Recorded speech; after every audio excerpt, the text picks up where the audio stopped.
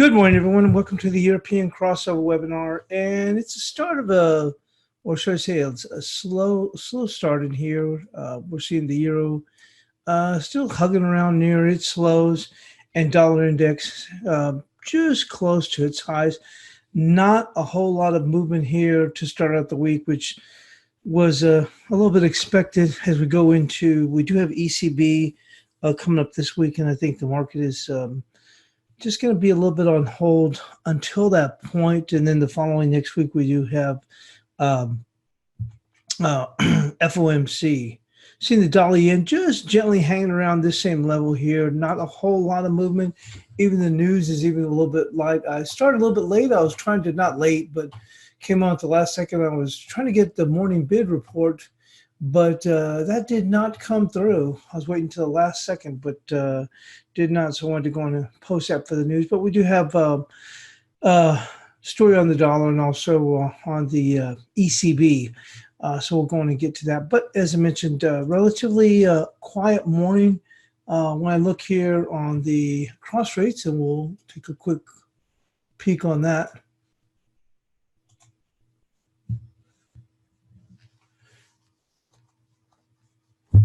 You can see the yen, the euro, Kiwi is still pushing, right near these lows. Obviously, the weakness in the euro. One of the things that we are seeing with the euro, and I mentioned the weakness. Well, we're going to switch into that screen.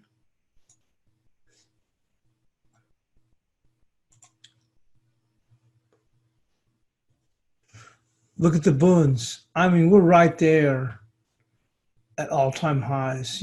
Just a couple of ticks from all-time highs. And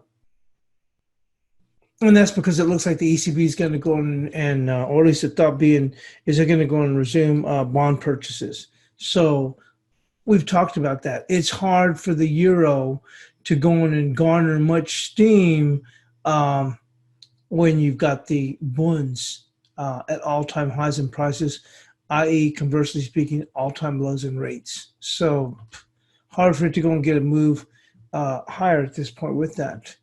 Look, we're going to go back to the main screen.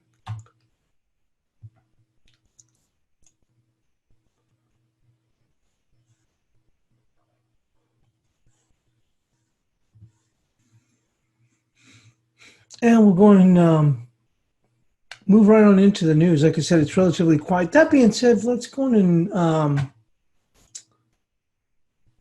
take a look on the calendar. We do have Chicago Fed activity index at 8:30 Eastern. Relatively quiet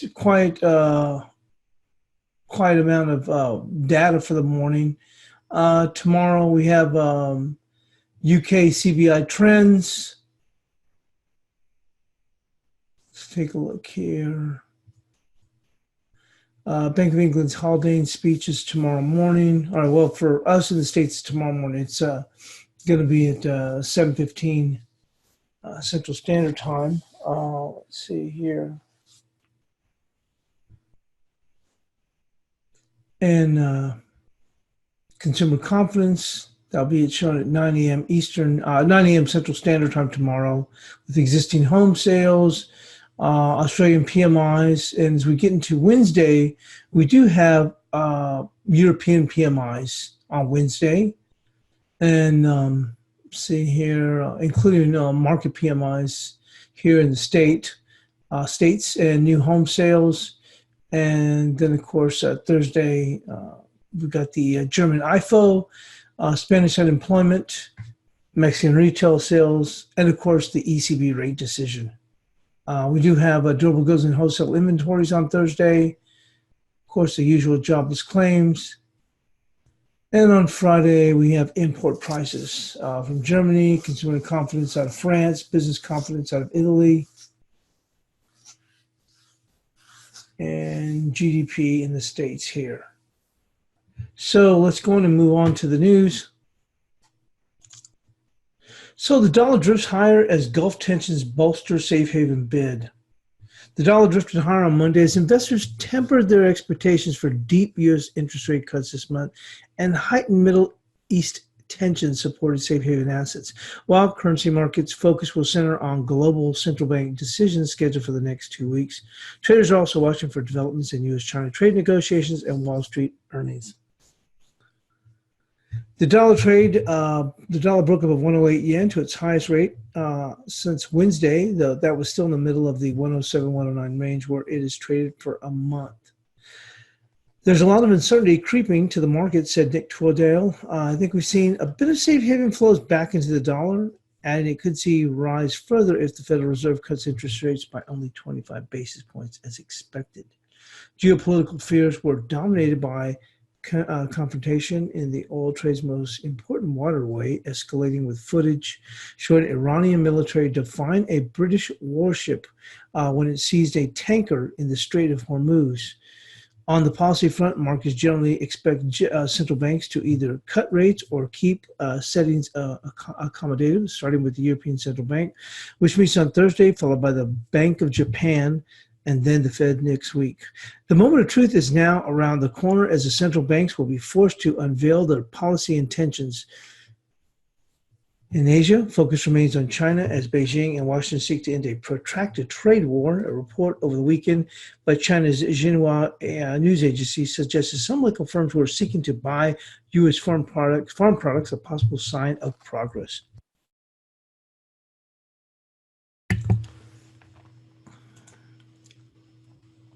And the ECB plans to restart government bond purchases by November, per a report from Spiegel. The ECB President Mario Draghi plans to restart purchases of government bonds by November to support the fragile Eurozone economy. German news magazine Der Spiegel cited central bank sources on Friday as saying.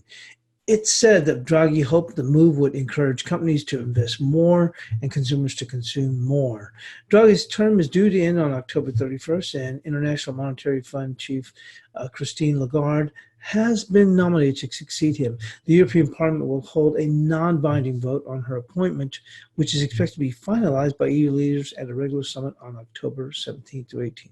Last week, ECB Governing Council member Ignacio Visco said the central bank would need to adopt further expansionary measures if the Eurozone economy does not pick up, and that it would consider its options in the coming week. The ECB's Governing Council put off any rate hike for at least a year at its June 5th to 6th meeting, and Draghi opened the door to more stimulus in the following weeks. The council is due to meet again to discuss monetary policy on July 24th.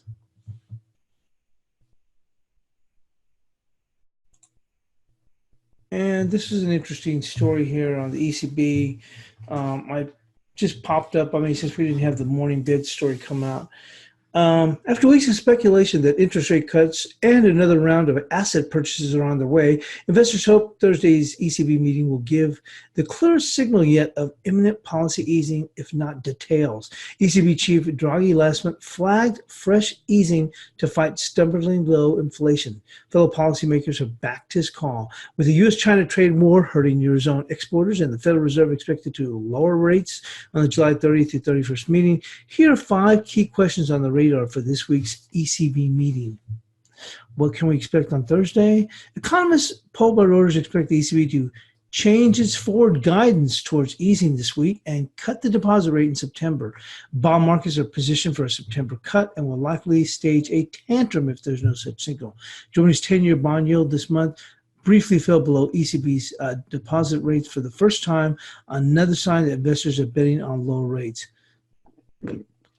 So if a July rate cut is off the table, wait until September to cut rates gives ECB extra time to deliver a package of easing measures, say analysts.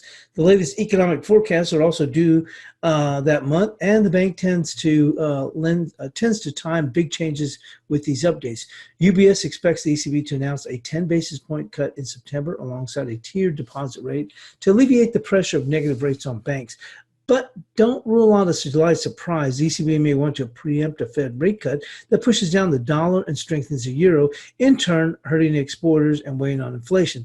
Countering euro strength rather than lowering rock bottom borrowing costs would be the main reason for a rate cut, one source told Reuters recently. For others, the recent dovish comments from the ECB hawks point to a July move. ECB Commerce Bank expects a 20 basis point cut on Thursday to stay ahead of the curve.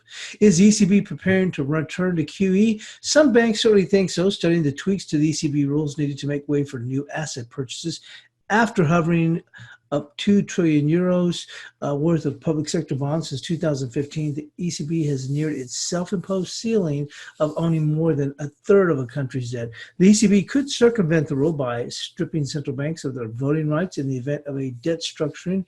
A recent report suggested they could say they are ready to increase the issuer limits. Why not do it, said Pictus Wealth Management strategist Frederic Dussier.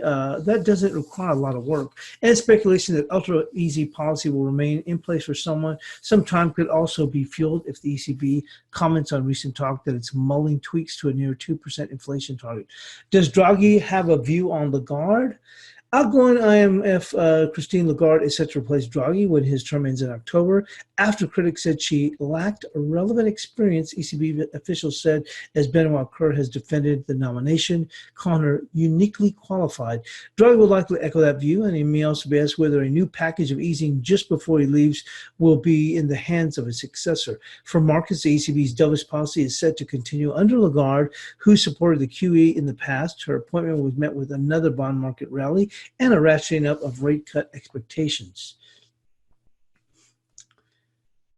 Could the ECB beef up the TLTRO3? The shift in ECB's policy stance has helped stabilize market inflation expectations, but they remain very low. The ECB could introduce more generous terms to its plan for more multi-year loans to help lift price and economic growth. Its new tapered, targeted long-term refinance operation, unveiled in June, set to launch in September. The ECB will give banks credit at rates of 10 basis points above its minus 0.4 deposit rate, paying them to take its money. Some policymakers argued in favor of making the new TLTR terms more generous and more in line with previous packages. Minutes from the June meeting showed what we've seen in the last 2 months is that global growth stocks have risen and there is more uncertainty. That's where the pressure to do more TLTROs come from, says James Rossiter. So with that, we're going to move into the bias chart. And as mentioned, we're relatively quiet. Hang on.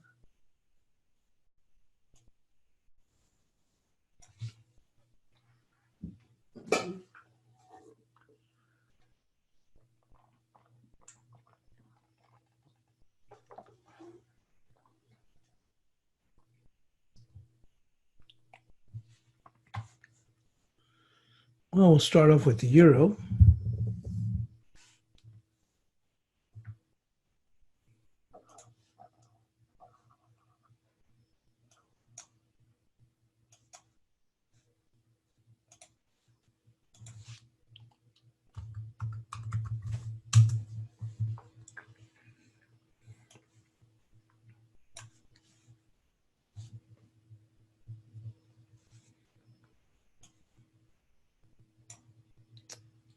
The euro was unable to sustain a meaningful bid last week, even when the dollar took its big slide on the Fed Williams comments. Friday's bearish close engulfed the prior upside, securing 1285 as a concrete resistance. The market is likely to test 1180 with a potential challenge of 1128. So that's going to be our support, 1180. And on the upside, really, it's all about up here to 1285. We can look on a very shorter term basis, but I don't think the 1262 really means a heck of a whole lot. It's important because considering how low we are, we're actually in the teens. So on a very, very short-term basis, here's the 1247, but let's go as we mentioned here, it's going to be 1180 on the downside. 1285, well, that 1285 has been, let's remove this. I think in the meantime, you could just jump around if you wanted.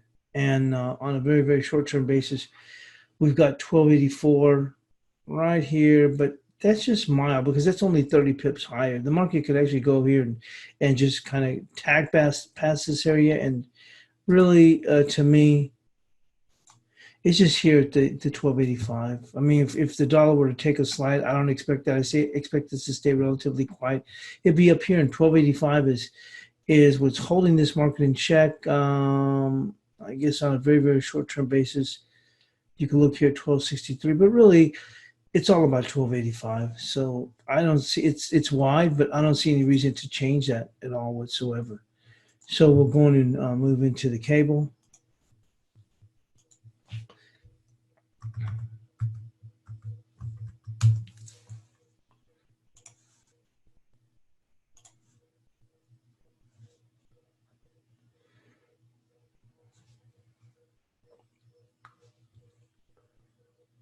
Cable has managed a bit of short covering, but will need to secure a daily close above 26.02 to generate meaningful upside momentum with resistance at 26.92. Initial support is 24.55 for aspiring bulls. So we're going to go with the 24.55 for our bias chart support.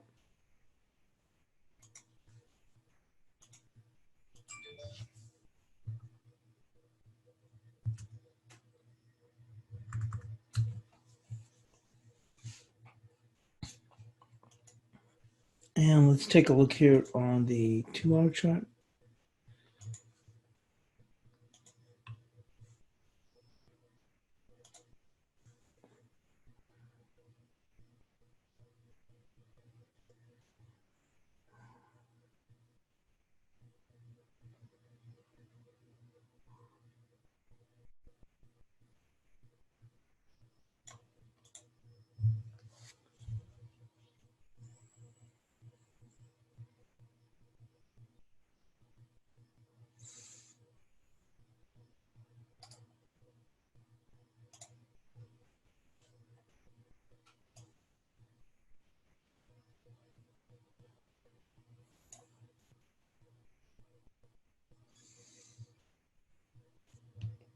And for now, it's going to be, it's just right in here, which is just above those highs, which is 25.65.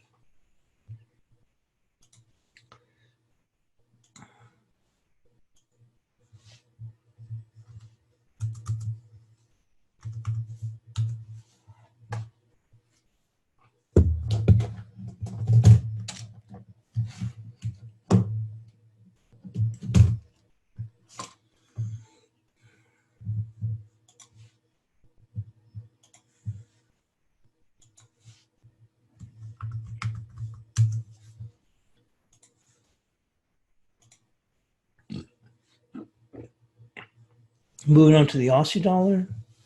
The Aussie dollar was gently turned away from the initial resistance at 70.70. The prior daily close above 70.70 has opened the door for a challenge of 71.80. Initial support comes in at 69.82.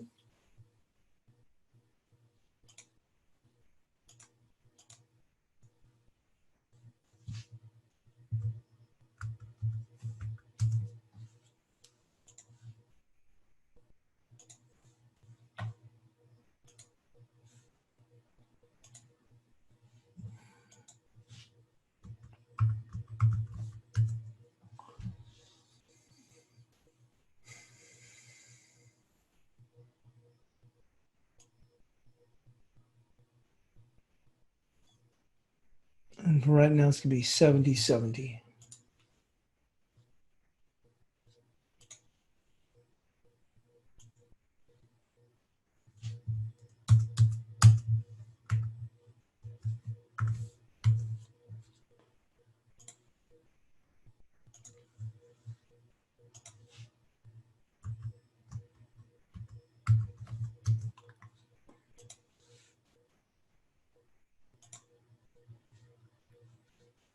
And on to the Kiwi.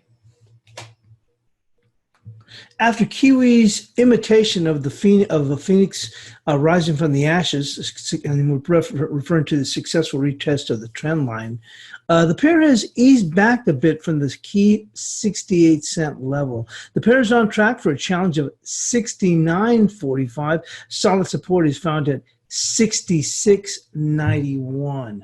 So, looking back here, our immediate support is going to come in right there, which is going to be 67.18.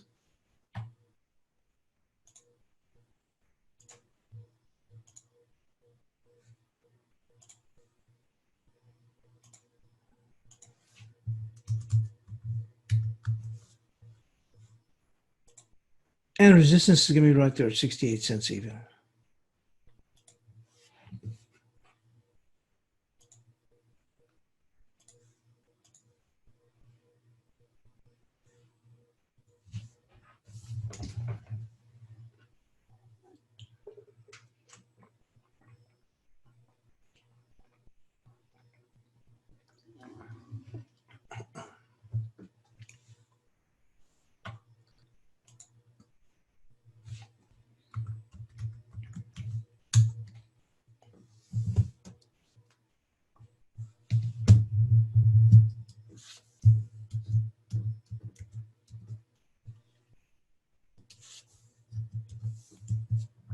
And moving on to the dollar CAD.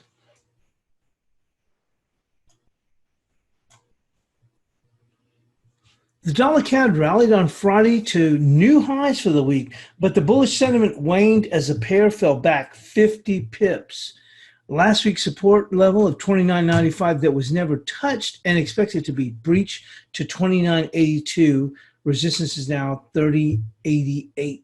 So, I mean, we had a quick jump here on Friday, but that quickly fell short. And you can already see we're already down, quite a bit from those highs, still languishing there, this key 30.43.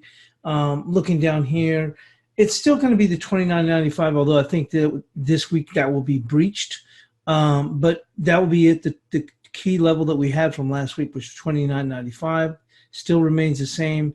On the upside, we did say 30.88, and that'll be 30.88 for the upside resistance.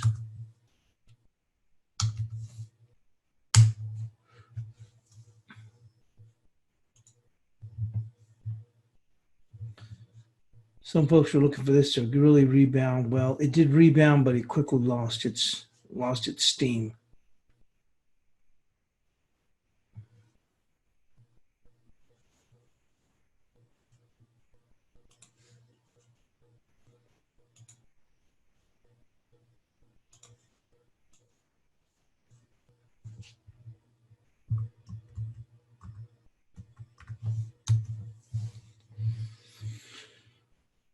And on to the dollar peso.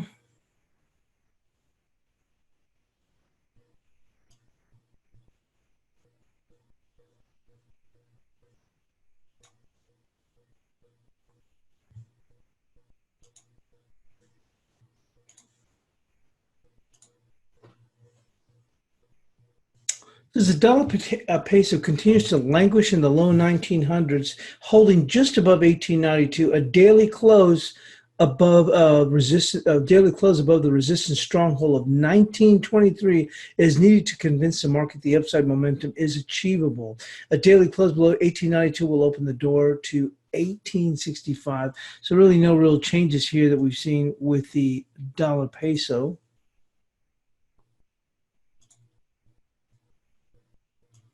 And you can see here that stronghold 1923.6. In the short haul, it's going to be 1915.3 right now. We can dance around here at 1908 and whatever, but it's really going to be 1915 that if we're going to make a move for the immediate resistance. I mean, there's probably some here at 1910 or whatever, but this market really needs to move much higher to get something going. So it'd be 1915. On the downside, well, it's all about 1892. So we lose that, then we're going to go to 1865.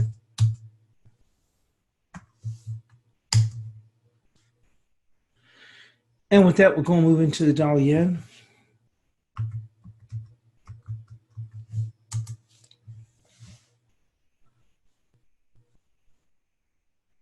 The dollar yen defended a daily support level at 715.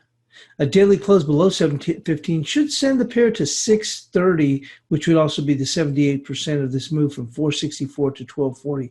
Initial resistance is 798. A break above will move the pair to 850. So it looks like we did, and we did see when we covered the dollar news this morning, they did make it up above 8. So the high was, looks like 807, and we've got 798. So that's our resistance, 798.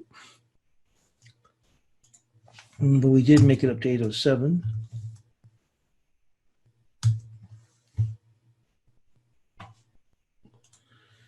And we'll take a look here on the 2-hour chart and get a little bit better feel for the support.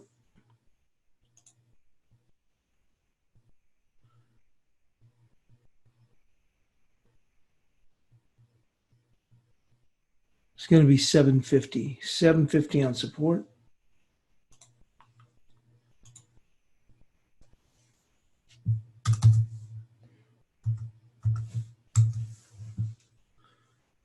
And let's go move on to the cash dollar index.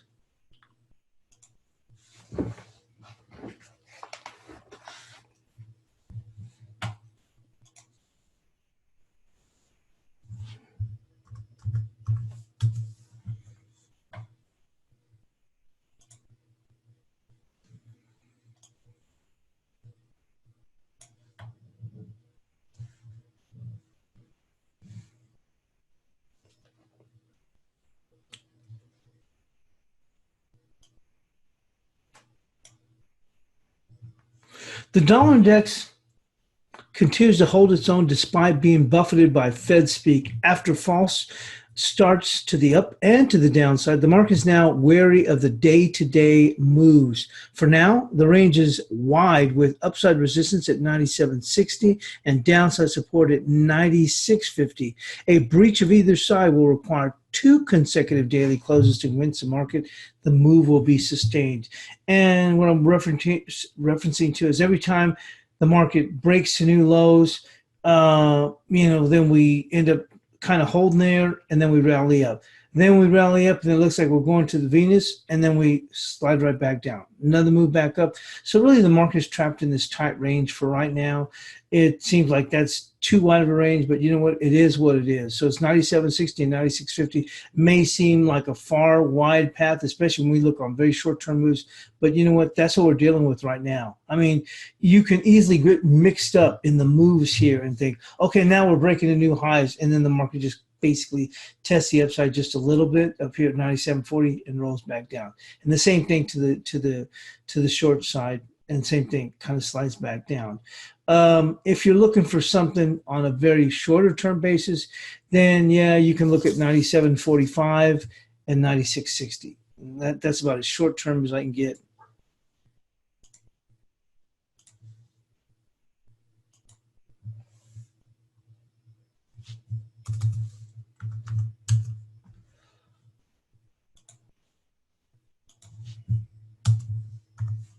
But as I mentioned, it's much wider. It's just that you can easily get buffeted in this very tight range here. Let's go and move into the cross rates.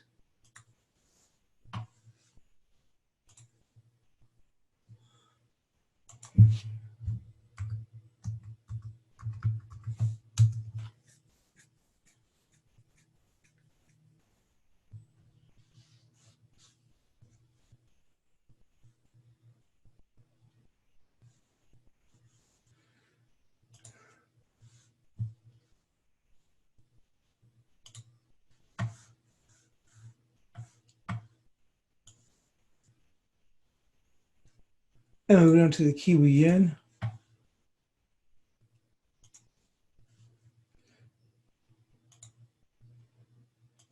Boy, this Kiwi has been on absolute fire.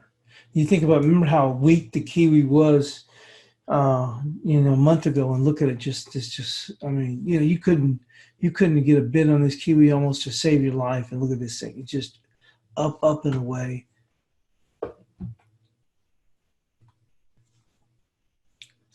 After a near 150 pip run over the last 8 days, the Kiwi yen has formed a gravestone doji that will find initial support at 72.45, followed by 72.15. The next upside target is 73.76, and doggone if this thing isn't still pushing higher. Obviously, there was some resistance coming in right there, coming across, right? You see that? 73.14. So we'll use that as our resistance.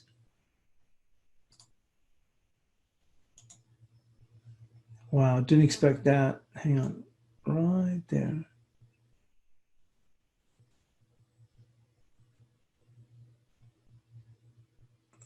$73.14.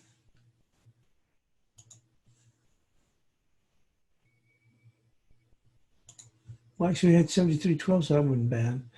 Put this to 14.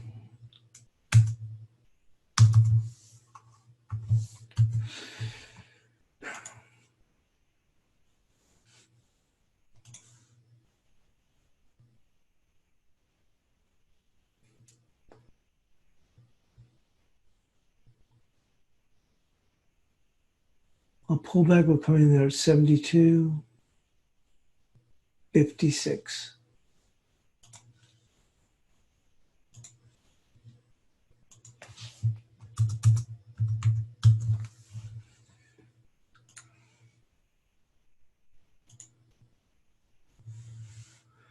go to the euro yen.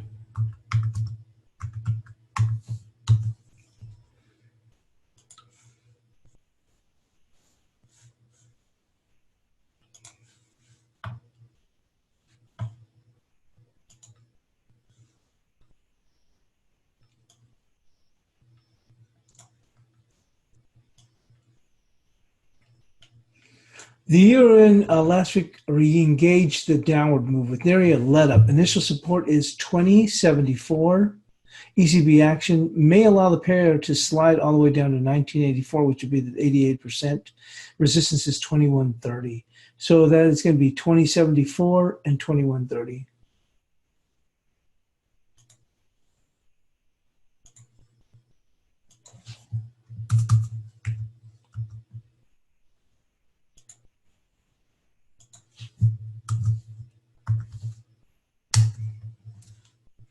And moving on to the euro odd.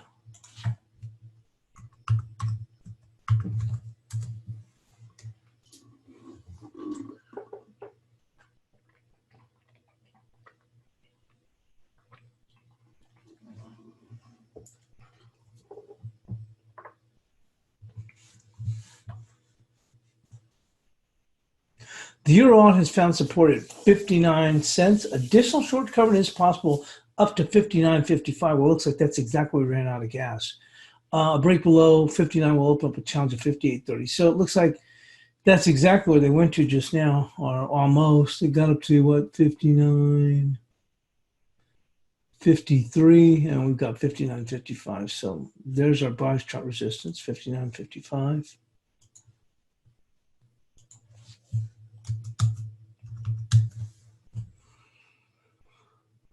Support will go back to this 59 cents.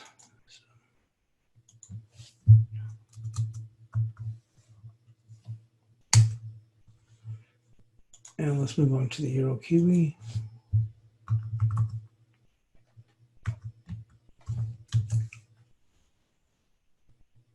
Unbelievable. Look at that. That just keeps going further and further. Look at that. What a fall. Oh my goodness. Look at that. Was that 1, 2, 3, 4, 5, 6, 7? We're working on the 8th day of straight losses.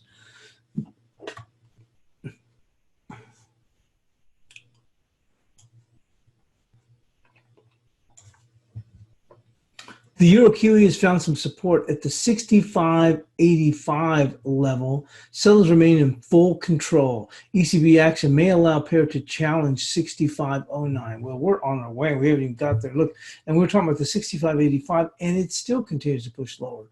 On a very shorter term basis, there is some support coming in right there. 65.24. So it'll be 65.24.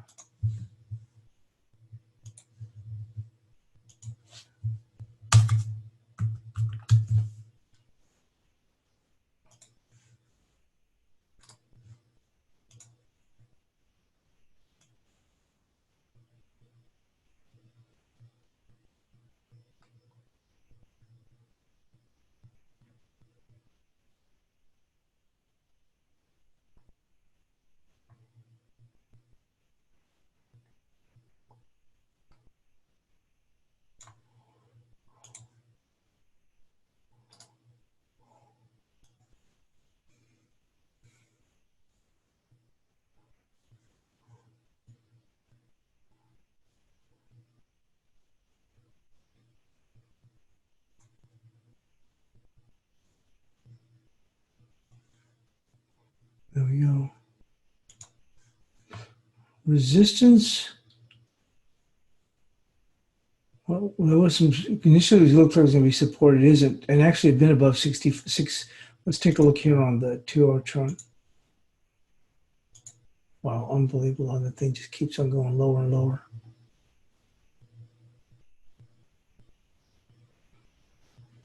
Well, basically there it is, 66 cents.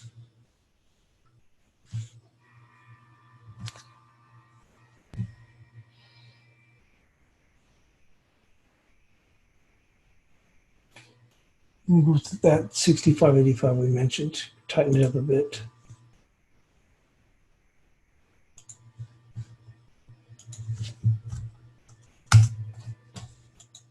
Well, can you imagine trying to catch that falling knife? Holy smokes. And on to the Aussie.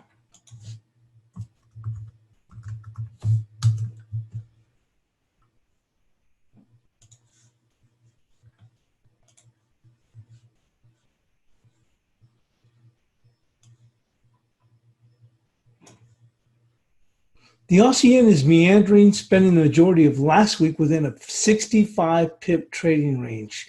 Upside resistance is 76.19. Support comes in at 75.30. So it's going to be 76.19, and we'll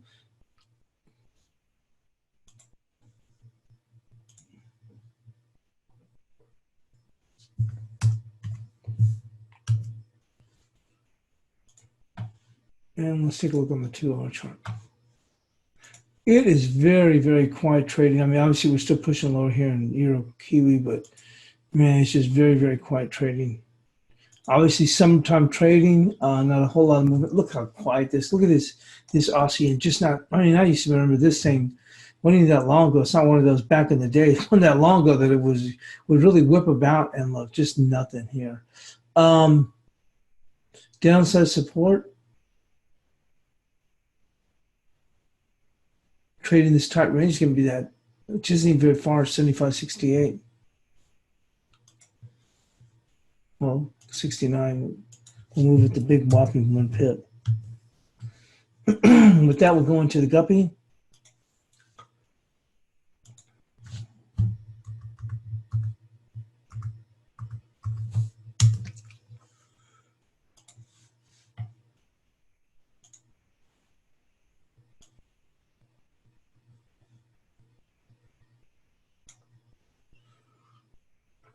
Guppy has found support at 34 cents even to generate minor short cover. Initial resistance is 35.38. A close above 36.02 is required to suggest a short-term bottom. So it's going to be down here at this 34 cents and looks like 35. Let's see if we can see something a little bit closer on the 2-hour chart.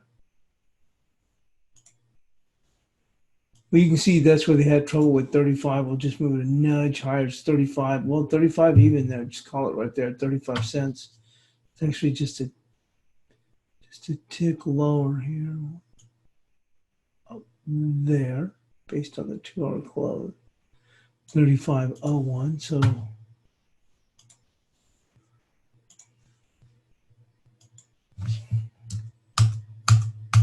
move it up a whopping 4 pips.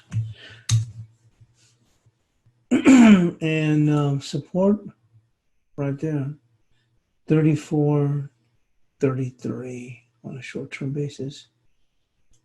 Let's move right there, get as many touches as we can, which would be 34.25.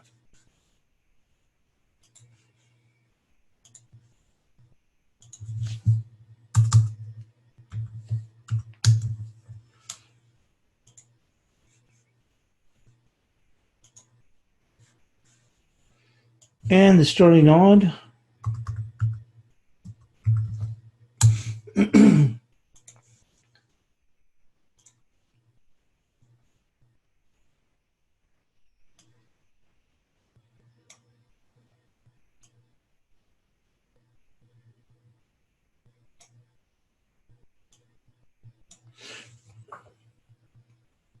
Sterling odd is marking time after finding support zone, finding the support in the zone of 76.70 to 77.40. Upside resistance is 78.10 with support below the recent lows at 75.66. So we're going to go with that 75.66 for them just to breach it just a little bit low. Not 75.66, I mean just right below it is 76.70. Let's tell you what, we'll just stay with that 76.72.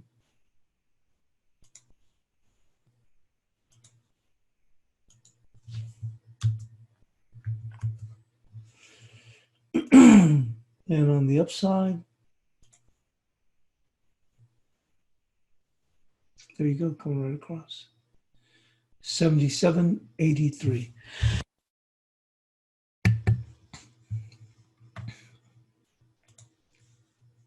Well, we had it right there. That's close enough.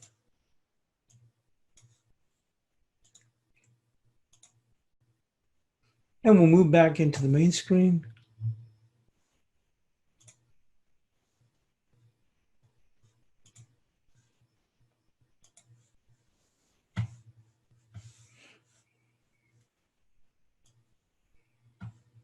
And you can see the market's trading in a very, very quiet range here. Look at this, over the last 4 hours, we've moved into what, 13, looks like about a 14 pip trading range in 4 hours. So very deathly quiet. Look at the dollar index, just basically nothing here, just sitting here.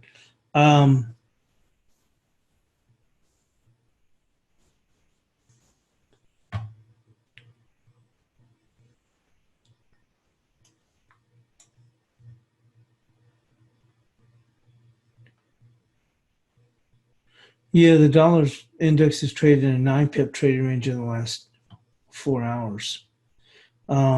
So it's just not much movement whatsoever. Actually, you take this out, you can go nearly, well over 5 hours now. So we're stuck in no man's land for now. Gold did go on and tag that 1420 on the spot gold. And there's possibility we can move a little bit lower, but it might be tempered a bit as we do have boons moving to new highs. And we'll just take a quick peek on that before we go.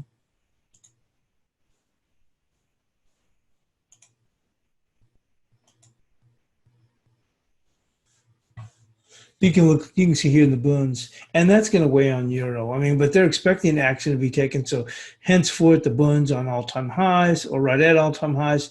Inversely speaking, all-time lows in rates. And that's going to kind of work as a little bit of a undertone bid here for the gold, which has already come off quite a bit from these highs. But if folks may have gotten long at the wrong time, and you expect some additional pressure. But that being said, with boon yields at all-time lows, that'll work as a little bit of a cushioning effect on the way down here for gold. And silver still in the 1630s, so still doing okay. Moving back here to the main screen again.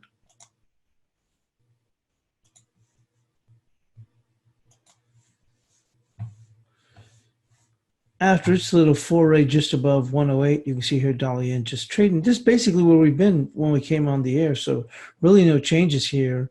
Dollar CAD a little bit weaker, definitely off of those Friday highs, and cables just eased back just a bit. No real changes here whatsoever. Here's the bias chart. I'll get that posted. And thanks for joining us here on the European Crossover webinar on a very quiet start to an ECB week.